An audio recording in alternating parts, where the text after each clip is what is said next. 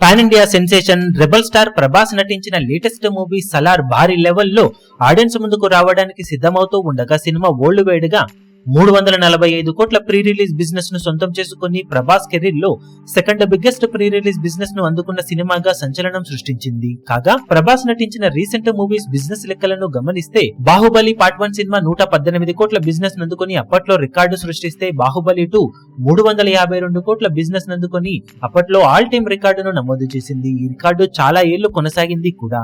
Saaho cinema 270 కోట్ల business ను అందుకోగా Radhe Shyam cinema 202.8 కోట్ల బిజినెస్ ను సాధించింది. ఇక ఆదిపురుష్ సినిమా 240 కోట్ల బిజినెస్ ను అందుకుంటే ఇప్పుడు సలార్ సినిమా ఏకంగా 105 కోట్ల బిజినెస్ ను ఎక్కువగా సాధించి 345 కోట్ల బిజినెస్ ను అందుకోవడం విశేషం. కాగా ప్రభాస్ నటించిన లాస్ట్ 5 సినిమాల ప్రీ రిలీజ్ బిజినెస్ లెక్క ఏకంగా 1410 కోట్ల వరకు ఉండటం విశేషం. అందులో ఒక సినిమాకి ఇప్పుడు యావరేజ్ గా ప్రభాస్ సినిమా బిజినెస్ 282 కోట్ల వరకు ఉండడం ఏ రేంజ్ లో ప్రభాస్ ఇప్పుడు డామినేట్ చేస్తున్నాడు అన్నదానికి నిదర్శనమని చెప్పవచ్చు.